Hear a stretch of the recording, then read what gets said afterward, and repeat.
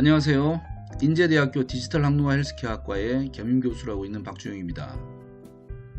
여러분들과 신사업 실행의 두 번째 수업을 진행하려고 합니다. 제 수업은 특징이 뭐냐면 굉장히 복잡한 내용들을 분류를 해서 준비를 했기 때문에 그 분류되어 있는 카테고리를 잘 이해하고 따라오시는 게 중요합니다. 그래서 제가 수업 초반에 반드시 카테고리를 순차적으로 한 번씩 쫙 풀어드리고 거기서 한 가지를 선택해서 들어갈 거기 때문에 지금부터 그 수업 초반에 있는 강의 초반에 있는 이 카테고리에 대한 분류를 잘 이해하시면서 따라오기를 간절히 부탁드리겠습니다. 자, 신사업 실행이라고 하는 것은 두 가지 단계로 나뉩니다. 비즈니스의 기획과 전략을 수립하는 과정, 그리고 비즈니스의 실행과 성장의 과정, 이 두 가지 업무로 크게 나뉘고요. 우리가 지금 전반부이기 때문에 비즈니스의 기획과 전략 수립에 대한 과정을 공부할 겁니다. 이 과정은 크게 네 가지로 나뉠 건데요. 첫 번째는 비즈니스 아이템을 도출하는 것, 그리고 두 번째는 그 도출된 비즈니스 아이템을 가지고 비즈니스 모델을 구축해 나가는 겁니다. 세 번째는 그 비즈니스에 필요한 자원들을 확보하는 겁니다. 어떤 자원들이 있는지 공부를 한번 해봐야죠. 그리고 마지막으로 본격적인 사업 계획을 마무리하는 겁니다. 자, 이 시간에는 비즈니스 아이템을 도출하는 과정 중에서 첫 번째 무슨 사업을 할 것인가, 두 번째 아이템 평가와 검증의 과정, 그리고 세 번째 시장 조사와 경쟁 분석의 과정, 이 세 가지를 배우는데요.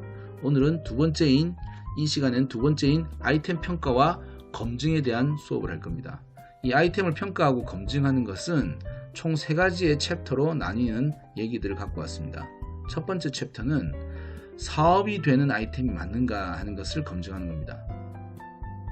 두 번째는 실행 가능한 아이템인지를 확인하는 겁니다. 마지막 세 번째, 사업에도 리허설을 통해서 평가와 검증을 하는 것이 있는 겁니다. 자, 하나씩 챕터를 진행해 보겠습니다. 자, 첫 번째 챕터를 한번 공부해 볼게요. 사업이 되는 아이템이 맞는가 하는 내용으로 제가 설명을 지금부터 하겠습니다. 잘 따라와 주십시오. 새로운 사업 아이템이 발굴되는 과정에서 담당을 했던 부서나 직원들은 자신들의 아이템에 대한 애착을 가지게 되어서 객관적인 시각을 갖기는 어려운 경우가 참 많습니다. 이건 해보면 느낍니다. 저도 이런 경우를 많이 경험해 봤습니다. 그래서 해당 아이템에 대한 객관적인 평가를 위해 제3의 외부 인사나 조직을 통해서 검증과 평가를 하려는 경우가 상당히 많습니다. 저도 그런 외부 평가의 요청 대상으로 불려갈 때가 종종 있습니다. 그렇게 사업 아이템을 평가하는 과정에서 가장 먼저 고려하는 것은 사업적인 성공 가능성을 따지는 것입니다. 조금 쉽게 풀어서 설명하자면 먹힐 만한 아이템이 맞는가, 시장의 트렌드와 타이밍에 적합한가, 돈을 벌 수 있는 구조가 나오는가 정도를 확인하는 겁니다.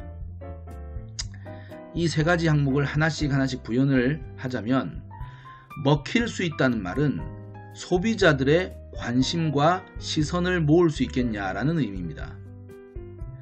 기존의 서비스와 차별점이 있는지, 불편을 해소시키는 활약을 기대하게 하는지, 정말로 필요성을 느끼게 하는지, 그런 정도들을 다 확인하는 겁니다. 시장의 트렌드와 타이밍에 적합해야 한다는 의미는 어떤 거냐면, 시장이라는 것이 가만히 있지 않는다는 것을 알고 있어야 하는 그런 중요한 것을 말씀드린 겁니다. 아무리 좋은 사업 아이템이라고 하더라도 시장의 현실을 너무 앞서가거나 개발 기간이 길어져서 타이밍을 놓치는 사례는 너무나 빈번합니다.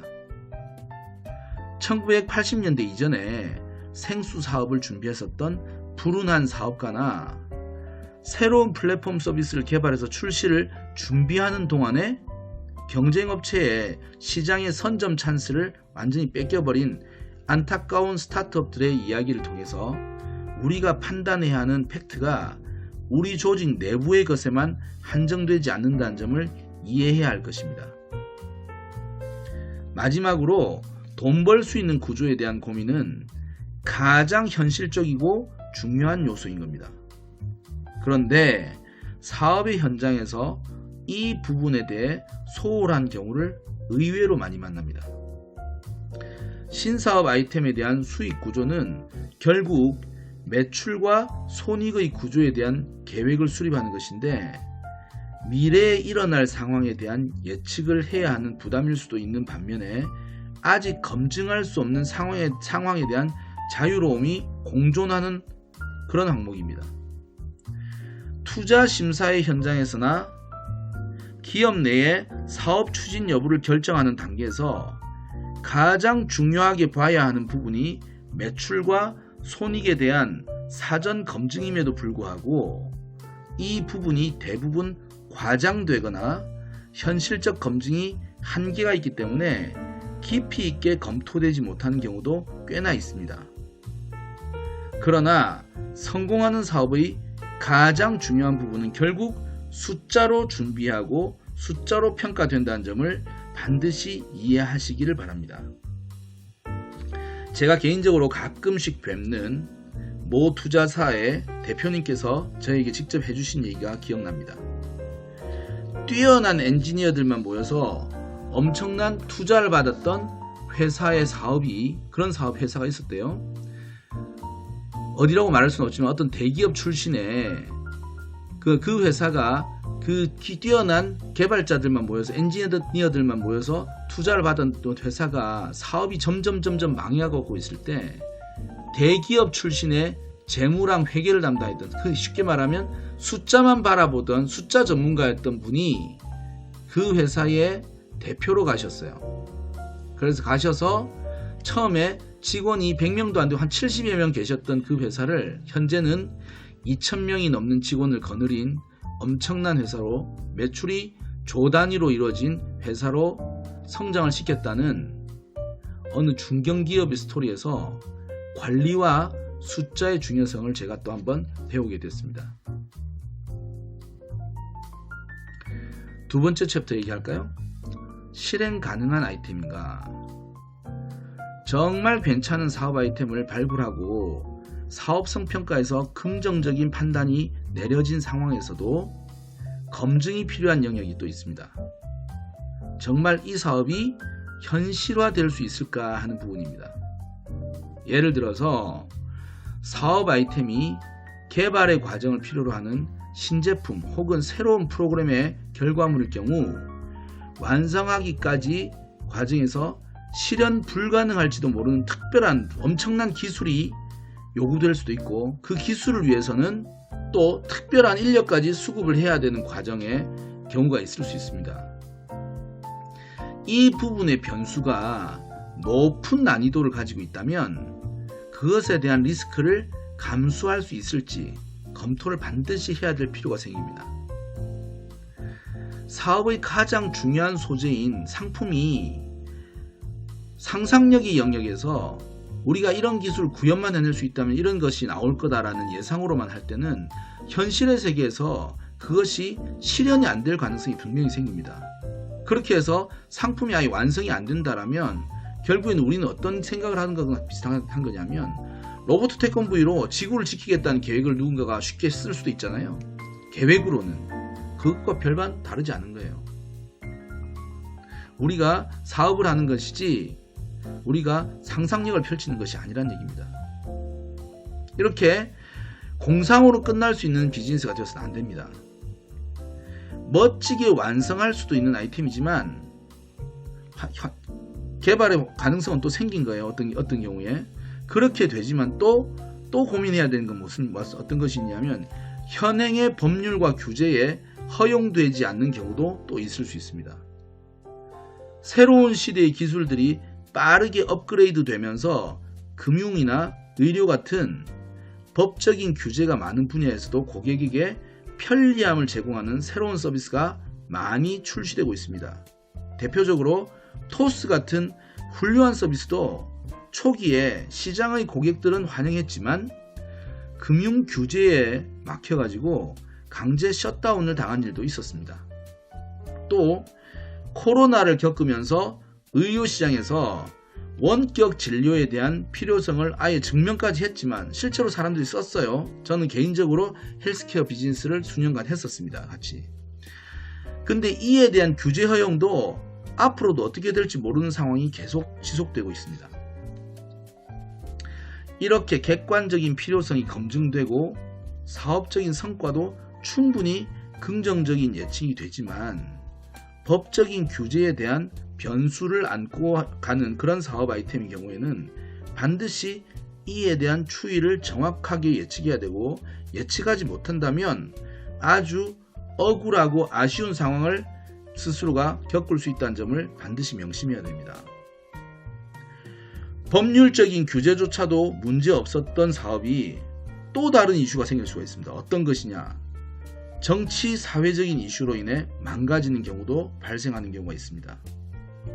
해석에 있어서 다소 차이는 있겠지만 우버라는 서비스가 한국에 상륙했던 초창기에 해외 글로벌 시장과 동일한 방식으로 우리나라에도 시장에 진입을 했었습니다.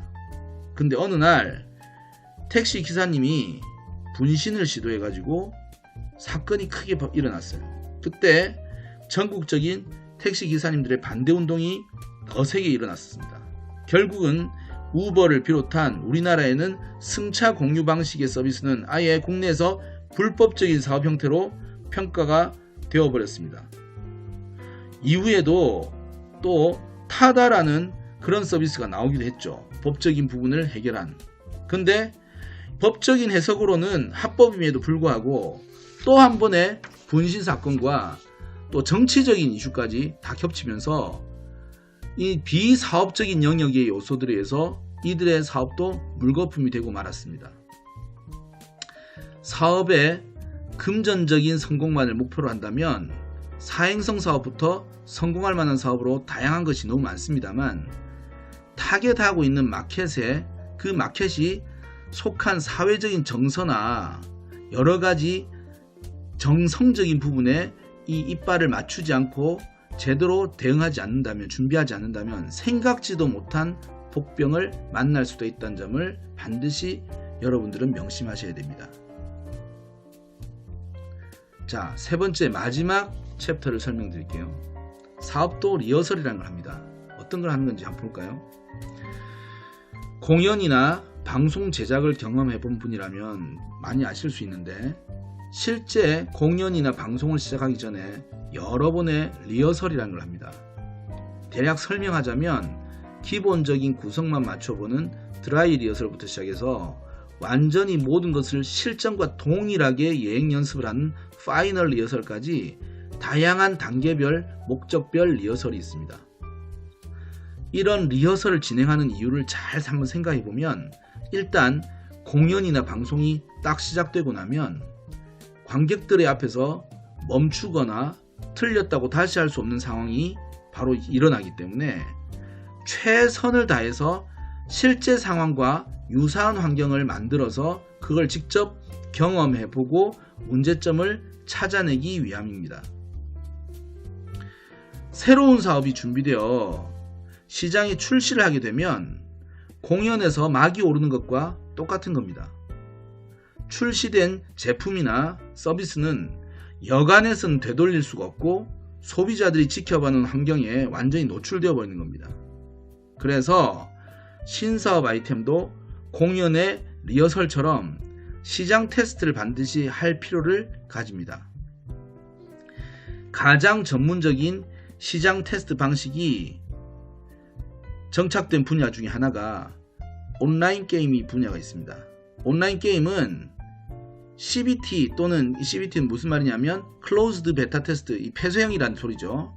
베타 테스트를 반드시 실행하게 되는데, 이 방법으로 어떻게 되냐면 유저들에게 실제로 게임을 플레이를 시킵니다. 무상으로.